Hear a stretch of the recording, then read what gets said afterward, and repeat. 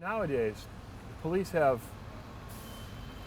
they just don't have that carte blanche to get into a situation and expect that children are just immediately going to obey them. And I think this is very apparent in the day-to-day routine of police officers. Yesterday, as an example, I was observing a group of young kids in a certain area at a train station, and in the midst of them, I saw a flame just burst out from in between this group. So, being a police officer, I had my markings on indicating that I was a policeman. I approached this group of youth, and I said to them, what just happened here? Who has a flame, torch or whatever? And the kids didn't say anything, and I tried to just go into it as calmly as possible, because I've learned the best approach is a calm, collected, non-confrontational, just interacting, encounter type approach. And then I went to one of the youths, and I was well within my rights to conduct a pat frisk.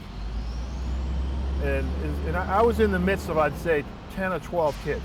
So, I mean, and I had one other police officer with me, and I had a street worker with me. And we showed no fear. Don't show the fear. Don't show the apprehension as best as possible. Relax is the key.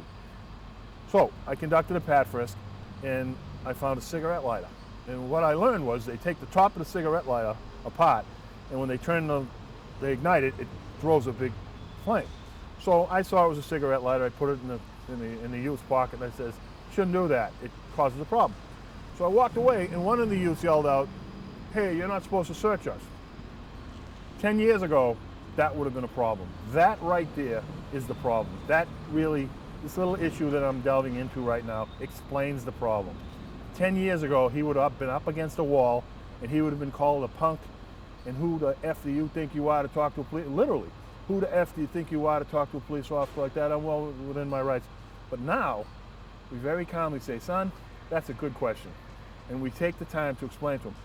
And I said to the young kid, I said, I didn't search you.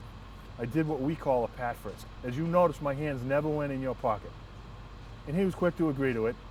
And his friends were listening to me, and they saw it wasn't an adversarial confrontation. It was rather an information sharing encounter that I had with this young kid. And he's looking at me, and he could tell the sincerity of what I was trying to reveal or relate to him relative to what I had observed. And I was done explaining to him the law of pat frisk versus search. I am well within my rights if I see a flame in a train station coming out from a group of kids to investigate. It went away. That was the end of it. I had no stomach ache. He had no injuries. I had no injuries. He had a new respect for a policeman, I think, and I hope. Time will only tell. But in his silent moments away from police, he has to rewind this whole situation in his mind and play it back. That cop wasn't a bad guy. And this is one kid, one time, one encounter that will go a long way. When I was walking away, I was listening to the other kids. They were all urban, tough kids, saying to him, hey, you should be a lawyer someday, to the kid. And I felt like I had accomplished something. I left that encounter feeling as though I had accomplished something. Now, the question was posed to me today, and I only looked back a few hours ago.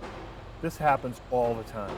And you can see the immense benefits a police department could have if officers had the training of how to delve into a situation like this. It's either grab them by the throat, put them in the wall, and all the red flags go up. Workman's compensation, injuries, lawsuits, citizens' complaints. Most importantly, a bad attitude from that young man towards police henceforth, which can come back to haunt us at an accident scene, a shooting scene, where we have to elicit information from these young kids, and they're to the police if they have in their mind a bad image of a police officer.